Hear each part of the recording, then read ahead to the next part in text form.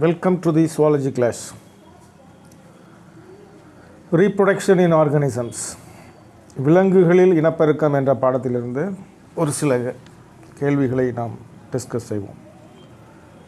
First, identify the incorrect statements. ஒரு 4 statements இருக்கு. So which are all incorrect statements?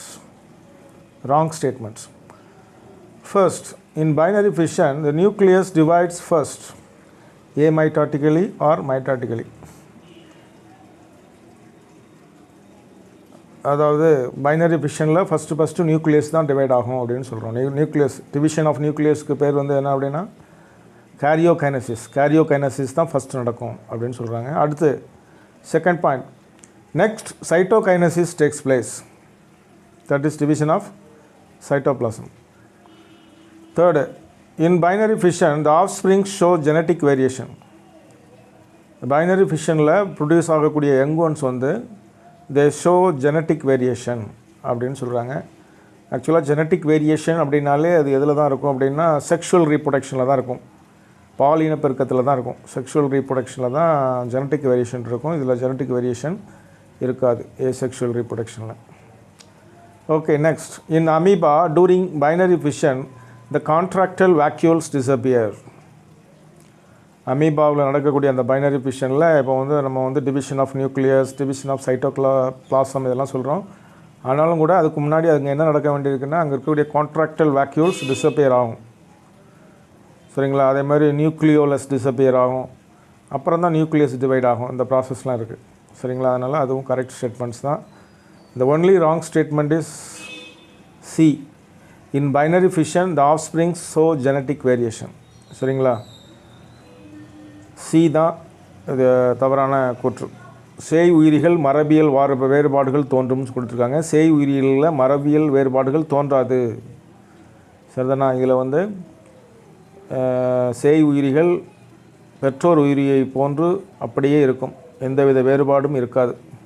ஆனால் இங்கே வேறுபாடுகள் தோன்றும்னு கொடுத்துருக்கு, அதனால் அது மட்டும்தான் தவறான கூற்று. Second question, which one is wrongly matched? எது தவறாக பொருத்தப்பட்டுள்ளது?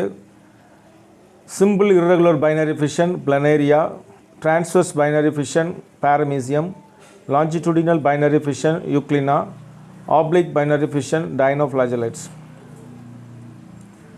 சிம்பிள் irregular பைனரி ஃபிஷன் தமிழ்லையும் கவனிங்க.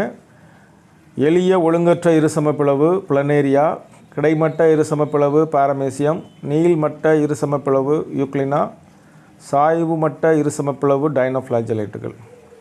ஃபஸ்ட்டு இந்த சிம்பிள் irregular பைனரி ஃபிஷன் அப்படின்னாலே உங்களுக்கு எது தான் வரும்னா அமீபாவில் தான் irregular பைனரி ஃபிஷன்.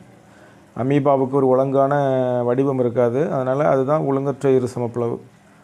அதனால் பிளனேரியா அதில் வராது, அதனால் அதுதான் தவறானது. மற்றதெல்லாம் ஓரளவு சரியாக இருக்குது இல்லையா? டிரான்ஸ்வர்ஸ் பைனரி ஃபிஷன் பாரமீசியம் கொடுத்துருக்குறாங்க, longitudinal euglena correct, oblique binary fission dinoflagellates. Example for dinoflagellate is ceratium. Okay, so which is wrongly matched? Simple irregular binary fission planaria, that is a wrong match. Third question, gemmules are internal buds, exogenous buds, spores, pseudopodiospores. ஜெம்யூல்ஸ்னாலே இது வந்து இந்த ஸ்பான்ச்சஸில் இருக்குது. ஸ்பான்ச்சஸ் they reproduce by means of producing gemmules. இந்த ஜெம்யூல்ஸ் வந்துன்னா என்னது அப்படின்னு கேட்குறாங்க. Gemmule என்பது அது வந்து உள்ளமை மொட்டுக்களா, வெளியமை மொட்டுக்களா, ஸ்போர்களா, போலிக்காலி ஸ்போர்களா? ஓகேவா? இப்போ இதில் வந்து இந்த ஹைட்ராவிலையும் பட்டிங் இருக்குது. பட்டிங் அப்படிங்கிற ஒரு process, it is a type of asexual reproduction. Budding வந்து பார்த்திங்கன்னா அது வந்து ஹைட்ராவில் இருக்கக்கூடிய பட்டிங் வந்து என்னதுன்னா எக்ஸோஜினஸ் பட்டிங். இந்த ஜெம்யூல்ஸுங்கிறது இன்டர்னல் பட்ஸ். இந்த ஹைட்ராவில் எக்ஸ்டர்னல் பட்ஸ் இருக்கிற மாதிரி இதில் வந்து இன்டர்னல் பட்ஸ் இருக்கும் சில ஆர்கானிசம்ஸில். ஃபார் எக்ஸாம்பிள் ஸ்பான்ச்சஸ்லாம் அந்த மாதிரி ஜெம்யூல்ஸ் இருக்கும். சரிங்களா? அப்போ ஜெம்யூல்ஸ்னால் என்னது அப்படின்னா இன்டர்னல் பட்ஸ்.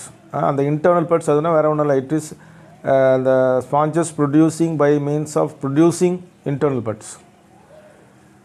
சரிங்களா. இந்த gemmules can withstand in adverse conditions. In adverse conditions, the parent animal will die, but the gemmules will withstand. When favorable conditions comes again, the gemmules hatch out and produce a new sponges.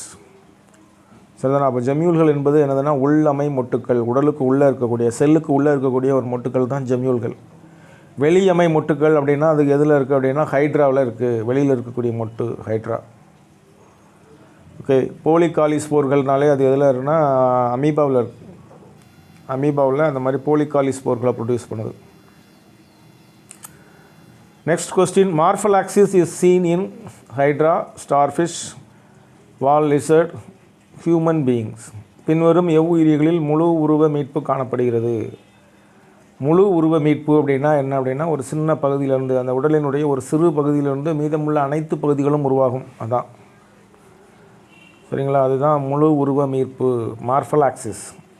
பள்ளியில் கூட regeneration இருக்குது. பள்ளியில் வந்து பார்த்திங்கன்னா ஒரு tail மட்டும் cut ஆகிடுச்சுன்னா அந்த டெயில் மட்டும் தான் திரும்பி வளரும், உடலினுடைய மற்ற பாகங்கள் எல்லாம் திரும்பி வளராது. ஆனால் இந்த மார்ஃபலாக்சிஸ்னால் என்ன அப்படின்னா ஒரு சிறிய துண்டு பகுதியிலிருந்து, அந்த உடலினுடைய ஒரு சின்ன ஃப்ராக்மெண்ட்லேருந்து இந்த all other remaining part will develop. அதுக்கு தான் மார்ஃபலாக்சிஸ் பேர். இது எதில் இருக்குது அப்படின்னு பார்த்தீங்கன்னா ஹைட்ராவில் தான் இருக்குது. ஏன்னா ஸ்டார் ஃபிஷ்லலாம் அப்படி கிடையாது. ஒரே ஒரு ஸ்டார் ஃபிஷ்ஷில் ஒரு ஆம் கட் ஆகிடுச்சுன்னா அந்த ஆம் மட்டும்தான் திரும்பி ஃபார்ம் ஆகும், சரிங்களா. அந்த சின்ன ஆம்லேருந்து என்டையர் ஸ்டார் ஃபிஷ் வராது, அதனால் அதுவும் கிடையாது. The correct answer is hydra. சரிதானா. நெக்ஸ்ட் கொஸ்டின்,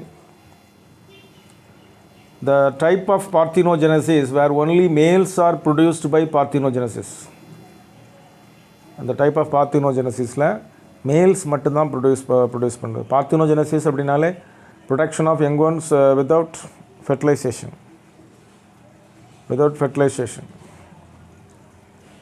அதான் பார்த்தினோஜெனசிஸ்.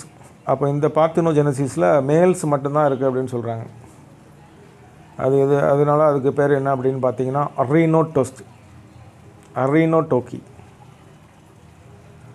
தெலிடோக்கி, ஆம்ஃபிடோக்கி, பீட்டோஜெனசிஸ் 4 ஆப்ஷன் கொடுத்துருக்காங்க. அரினோடோக்கி அப்படிங்கிறது தான் சரியான ஆன்சர், சரிங்களா. அரினோடோக்கினா அந்த டைப் ஆஃப் பார்த்தினோஜெனசிஸில் ஒன்லி மேல்ஸ் ஆர் ப்ரொடியூஸ்ட். அதே மாதிரி thelytoky only females are produced. Amphitoky அப்படின்னா போத் மேல்ஸ் அண்ட் ஃபீமேல்ஸ், ஆணையும் உருவாக்கும் பெண்ணையும் உருவாக்கும், அதான் amphitoky. Okay, so the answer is arrhenotoky. 6th question, in which of the following organisms parthenogenesis is found to occur? பின்வரும் எவ்வுயிரிகளில் கன்னி இனப்பெருக்க முறை காணப்படுகிறது? ஹனி பீஸில், lizard, turkey, all the above, சரிங்களா. இதை பொறுத்தளவில் எல்லாத்துலேயுமே வந்து இந்த பார்த்தினோஜெனசிஸ் இருக்குது, சரிங்களா. இதில் எல்லா ஆர்கானிசமுமே they are capable of producing the young ones by means of parthenogenesis.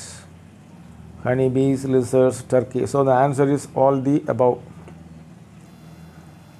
Next question, in which of the following organisms the unfertilized egg is induced to develop into a complete individual by physical or chemical stimuli? சரிங்களா. இதுவும் ஒரு பார்த்தினோஜெனசிஸ் தான். ஏன்னா அன்ஃபர்டிலைஸ்ட் egg வந்து ஒரு யங்கூன்ஸை produce பண்ணுது. ஆனால் எப்படி ப்ரொடியூஸ் பண்ணுதுன்னா by the chemical or physical stimuli. The unfertilized egg is induced by the physical or chemical stimuli. Physical stimuli in the sense it may be the temperature or it may be moisture or some other.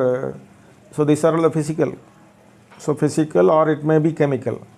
So these stimuli which will make the unfertilized eggs to produce the young ones.